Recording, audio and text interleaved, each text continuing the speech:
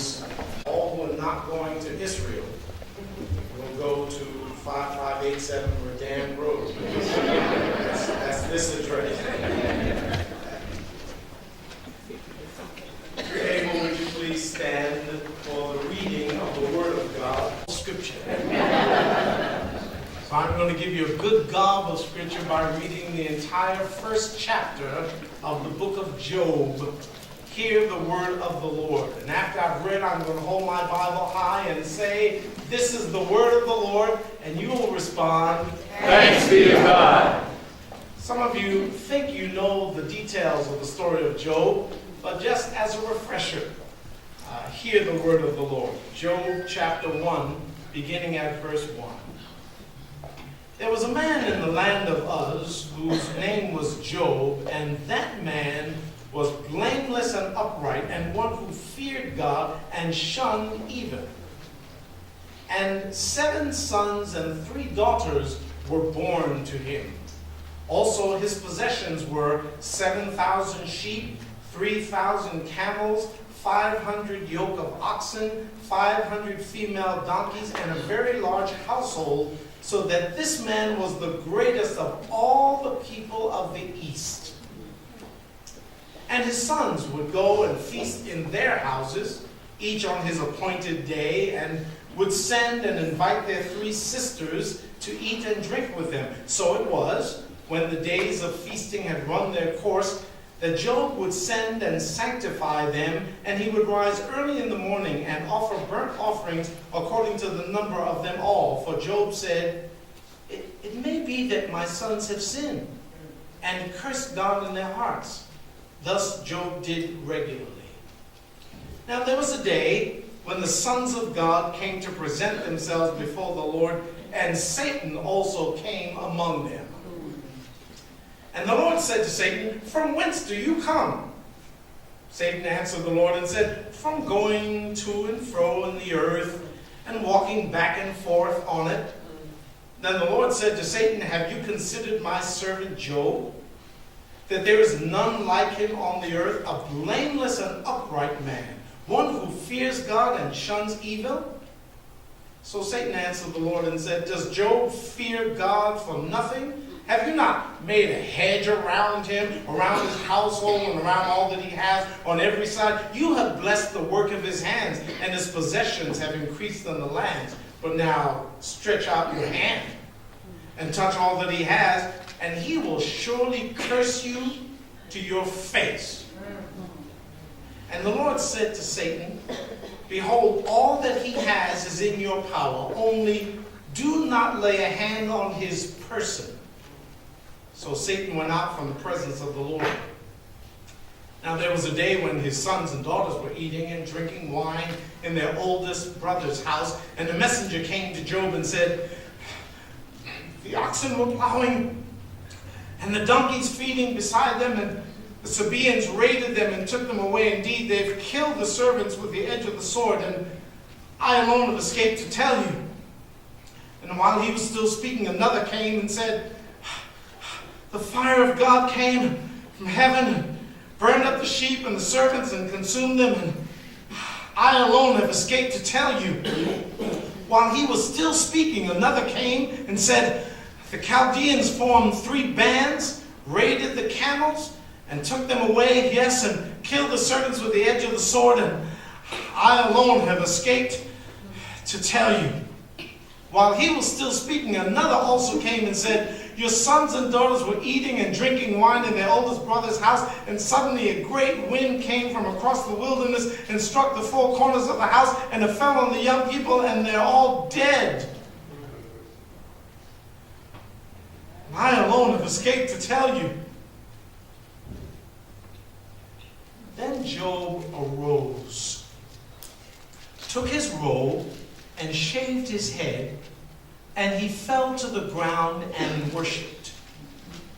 And he said, "Naked I came from my mother's womb, and naked shall I return there. The Lord gave, and the Lord has taken away. Blessed be the name of the Lord." In all this, Job did not sin, nor charge God with wrong. This is the word of the Lord. Thanks be to God. You may be seated. This is not an analogy. This is somebody who actually lived, and where he lived is less important than what he learned as he lived. I'm studying Job. He is not a man that plays with God. He's very serious about his relationship with God. We're going to follow his lead. Listen to the 4 adjectives that are used to describe him. Blameless, upright, these are all in verse 1. God-fearing, and evil-shunning. I'd like that to be the short bullet point outline of my life. Blameless, upright, God-fearing, and evil-shunning. This describes Job not only in terms of his faith, his theology, but his behavior. Before God, he is committed to being dressed in white, committed to being holy. Sought to live without blame. Now, no one of us will ever be perfect on this side of death.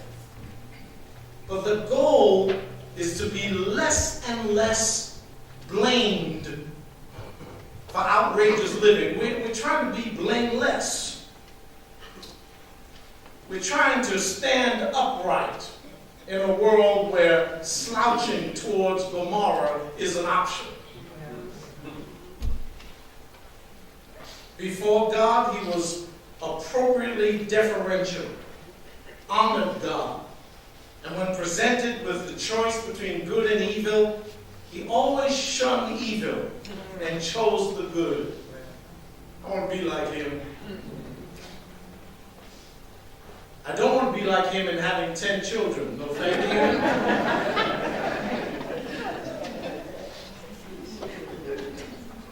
you. 10 children, 7,000 sheep,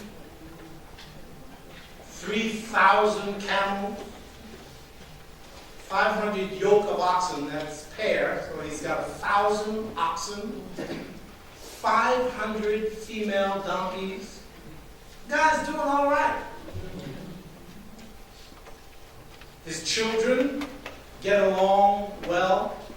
I had 2 of my surrogate nephews and a niece over at my house for dinner recently, and I rejoice to see that they like each other. It's very evident they like each other. It's good when siblings get along. Did you see it in verse 4? This is probably referring to a birthday. Sons would go out and feast in their houses, each on his appointed day, each on his special day. And they would send and invite their sisters to come to the party. There's some siblings that their siblings are not invited. There's some people whose siblings are not invited to their house. No, I can't have my brother over here. He's too crazy. I'm not having my sister come over here. She'll act up. No, when these children got together, they brought their siblings in, and they all seemed to get along. And Papa Job took his family very seriously. In fact, when they would have their gatherings, Job would then go to the place of worship and he'd start praying, God, just in case they acted up. When they had their gathering, I wasn't there. I want to pray for them.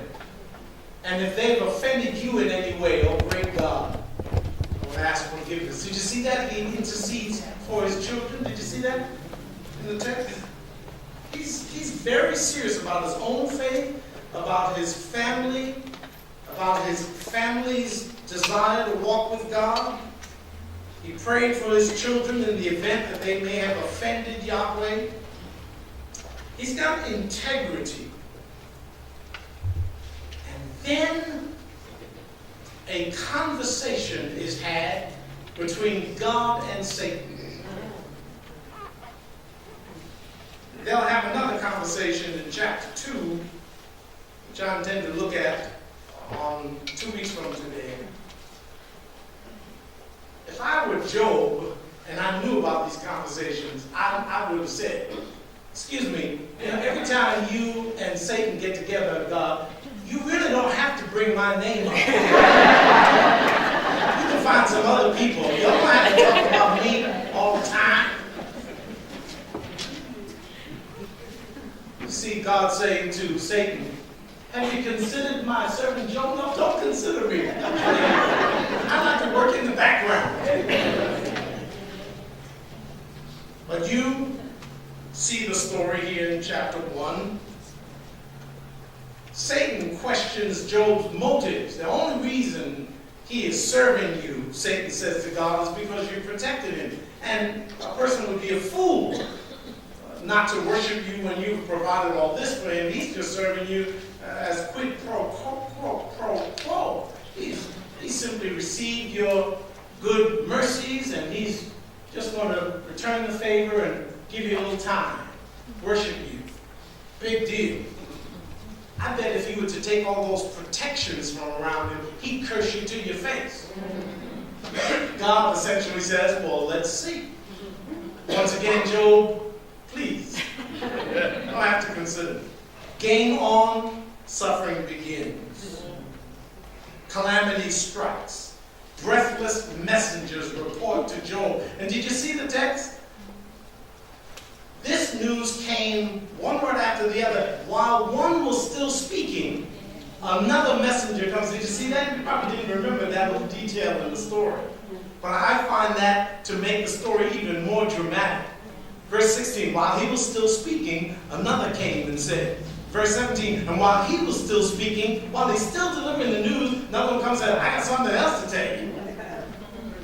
News, bad news on top of bad news on top of bad news. And I certainly expected some kind of action and reaction on the part of Job. But I didn't expect the action I read here. I fully expected the text to read, and Job fell to the ground. Well, let me begin at verse 20. Then Job arose, tore his robe, and shaved his head, and he fell to the ground, and I expected it to read, fell to the ground and fainted. That might be what I've done if I've heard this horrible news. My beloved 10 children and all my stuff, assets, just gone. I might have expected to read, fell to the ground and sobbed uncontrollably. That would make sense. That wouldn't surprise me at all. Fell to the ground and called for his wife. Fell to the ground and gave heaven the finger. Fell to the ground and twisted and writhed as if having a convulsion. That would not surprise me in the text. Fell to the ground and cursed God. But here is the surprise verb in this text. And he rose, tore his robe, shaved his head, and fell to the ground and...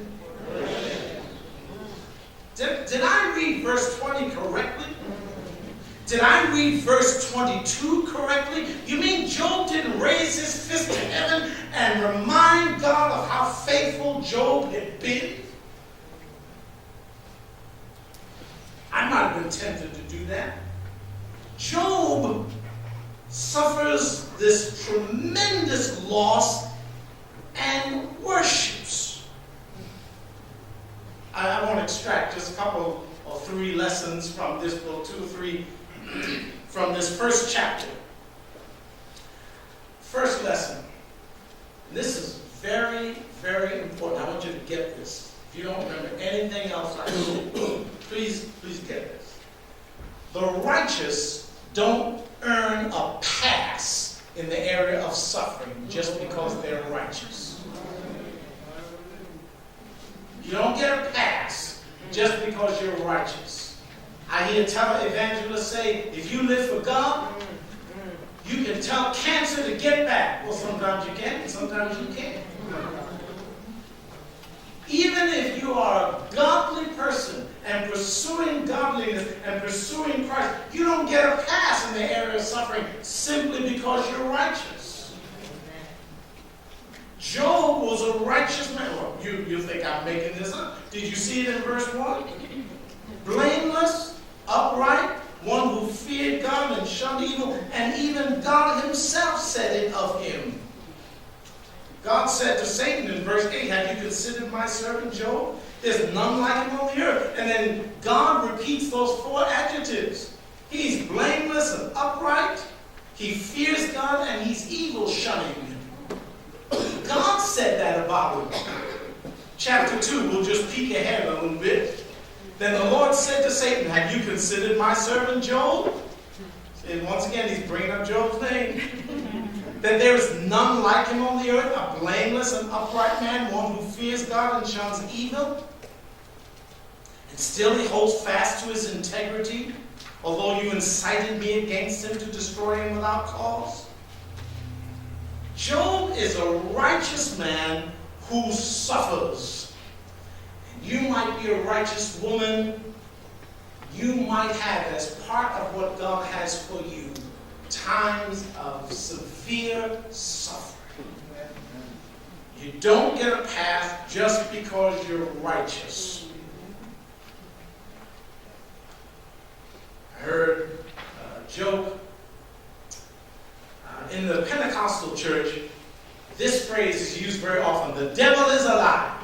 And usually people say that and they'll shake their head over the devil is alive. Whatever he's trying to do to you to destroy you, the devil is alive.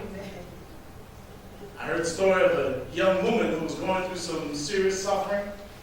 And one of the old mothers of the church said, daughter, don't you even accept that. The devil is alive. You shall be whole and you shall not have any problems. I speak peace upon your house. The devil is alive. Be encouraged. You know, the lady said, yes, mother. A couple of years later, the old church mother got sick. She was really sick. She was on her deathbed. And the young lady who had been told the devil is alive a few years earlier decided to go visit the old church mother. She said, Mother, as you told me, the devil is alive. This shall not happen to you. The devil's alive. The church mother looked up from her bed and said, maybe he ain't lying this time.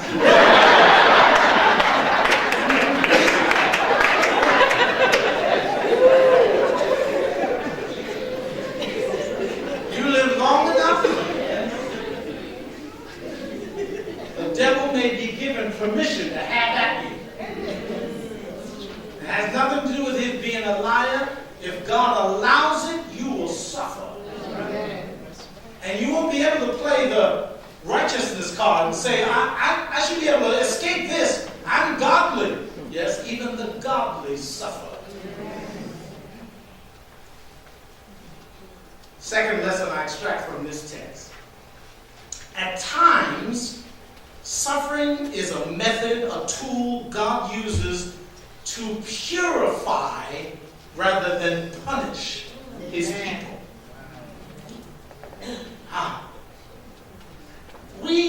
Most of us, think of suffering simply as a punishment. That today, you will hear people imply if a person is sick, they must have done something to tick God off. You remember that passage in John chapter 9, we won't turn to it now in the interest of time, where a man is born blind, and he is in front of Jesus, and the disciples of Jesus say, now tell me, who sinned, this man or his parents? They're even suggesting some kind of prenatal ticking God off. This man, did he sin before he was born? How could he have been born blind? Who sinned? And Jesus said, neither this man nor his parents. He's blind so that I can do something in him. And sometimes suffering is a tool that God uses to purify his people, not punish them. Now, let me be cautious here. Not every sickness is a chastisement from God, but some is. Some sickness is a direct result of our disobedience. Paul, when he writes to the church at Corinth, 1 Corinthians chapter 11 says, for this reason, because some of you have not examined yourself, for this reason, many of you are sick and some of you sleep. Some of you are dead. Some sickness is because of our disobedience. But not every sickness, not every bit of suffering is a chastisement from God. Sometimes affliction is the way God proves our substance or the lack of it. That is, some suffering is disciplinary in nature, and other suffering is testing in nature. When we suffer by testing, it is actually an expression of the love of God.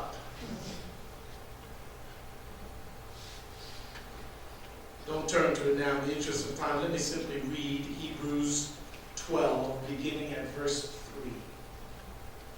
For consider him who endured such hostility from sinners against himself, lest you become weary and discouraged in your souls. You have not yet resisted to bloodshed, striving against sin, and you have forgotten the exhortation which speaks to you as sons and daughters.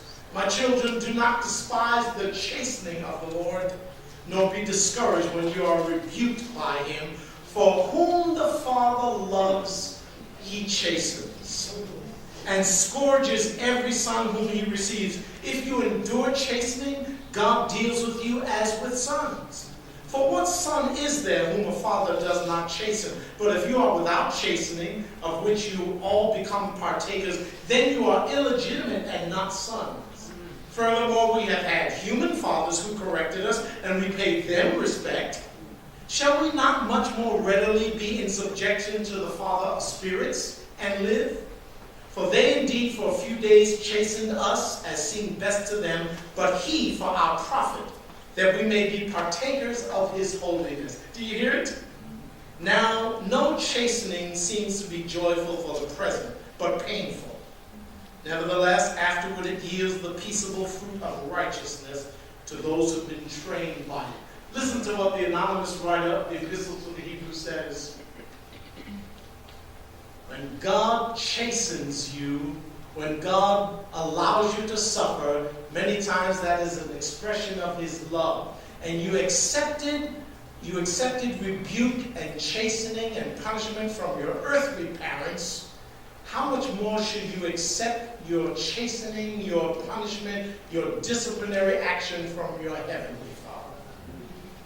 He's only allowing you this because he loves you. You heard it from your parents, your guardians, people who raised you, didn't you? It's going to hurt me more than it hurts you. I'm whipping you because I love you. And you want to say, don't love me so much. But listen to what they're saying. I love you too much to let you get away with that action. I love you so much, I don't want to see you doing that again. And maybe this will remind you not to do that again. I love you so much, I don't want to see you walking around in the world being disobedient to your elders. I don't want to see you doing that which you were expressly told not to do. I'm only disciplining you because I love you, not because I love suffering. Let me give you a third lesson and then we're going to wrap this. Worship, authentic worship, can take place in the strangest of circumstances. We might not worship God for every trial, but it is possible to get to a point where you worship God in every trial. You might not give thanks for suffering, but Lord willing, we'll get to the point where we give thanks in suffering. A blogger named Caitlin recalled something that one of her professors shared. Caitlin is a linguist working with Pioneer Bible translators. And in her linguistics training, she had a professor who gave lessons and shared advice from her years of service on the missionary field. I quote, "There were stories of shipwreck, hilarious tales of marriage proposals, and a few hair-raising encounters with spiritual warfare. She told us that when she served in the darkest places, she always brought along her hymn book. Every night after prayer and studying the scripture, she sang through 10 of those hymns, all of the verses. She worshiped God even when there was no one else to worship with her. And even when there was no one else to hear her worship or see her example, she worshiped. Her worship was personal, but audible and intentional. It was worship in a strange place, but it was powerful in her relationship with Christ." End of quote. Did you hear it? Here she is out in some village doing linguistic work. She's by herself, and I've been to some of those very remote places, Papua New Guinea and Tok, Africa, Mali, West Africa. I've been out in some places where literally if you hold your hand up in front of your face at night, you cannot see it. Out in the village, nothing but stars and nothing. No electricity, no light. Remote, lonely, desolate. And there in that place, this missionary instructor tells Caitlin, "There, while I was all by myself, in the strangest place, I met with Christ." Job discovers the same thing. Worship can take place in places other than the temple or the tabernacle or the synagogue or 5587 Redan. You don't have to be in the presence of the Ark of the Covenant in order to get in touch with God. Worship can take place on a garbage heap in Argentina. Worship can take place in a hut in Timbuktu, or in a car, or in an office high atop the Atlanta skyline, or in a school bus, or in a cotton field. Haven't you found it so? There, in that place where he received bad news, I'm not sure I would have wanted to even stay there. I would have wanted to go someplace else. This place represents horror. But worship can take place in the strangest of locales because God is with us. The last lesson, this is not in my notes, and I'll close with, we want to get to a point where we resign ourselves to the will of the sovereign God. Those words you hear almost at every funeral in the Christian church. The Lord giveth, the Lord hath taken away. Some of you didn't know that came from Job chapter 1. That's what Job said after his 10 children were killed. The Lord gave, the Lord has taken away. Can you say that? As you consider and rehearse your losses, can you resign yourself to the fact that the Lord has the right? The Lord gave, He gave it. He certainly has the right to take it back. Some of you have suffered the death of a child. You don't expect to bury your own child or your own grandchild. But the Lord gave. The Lord reserves the right to take away. Some of you have experienced the death of a spouse. I'm sure you'd want to say to God, no, don't take my spouse away. This is my lover. This is my best friend. But the Lord gave. And the Lord has the right to take away and doesn't even have to ask our permission. I want to get to the point where I resign myself to the will of the sovereign God, and what He does is all right with me. I don't have to understand it. And I want to get to the point where, like Job, I say, blessed be the name of the Lord. You mean the robbing, taking Lord? Yes, that one. Blessed be his name. The one who would take your 10 children and allow Satan to just have at you? Yes, his. That name. Yeah, that God. Are you crazy, Job? I probably am. Let us pray. Holy God, to whom all praise is due, we stand in awe of you. We thank you for the mysterious, marvelous way in which you work in us. Your ways are past finding out, says your word. Your ways are not like our ways. Your thoughts are not like our thoughts. And we repent of our haughtiness, thinking that we can demand of you an explanation. Today we bow our heads, our hearts, and our very beings before you, and we say like Job, I came to this earth with nothing, I shall leave with nothing, and in between, whatever I have is yours.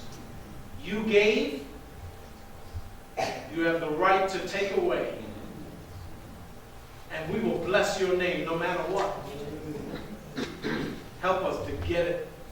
Help us to understand it and live blameless, upright, God-fearing, evil-shunning lives to the glory of your name.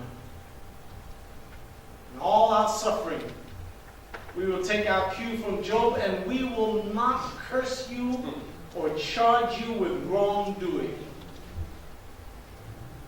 You are still a good God. In spite of all that we've seen and experienced, you are still a good God. You are still King. We bless your name. Give you thanks and glory in the name of the Father, and of the Son, and of the Holy Spirit, we pray. Amen. Amen. Service, please. Amen.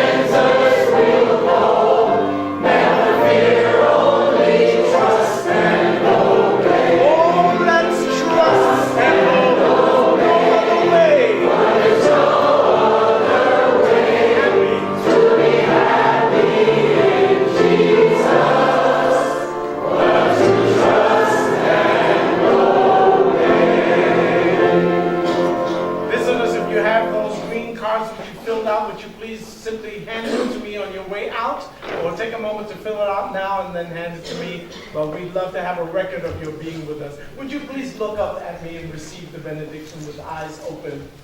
Beloved, go from this place. I send you into a week of unknowns with a known God.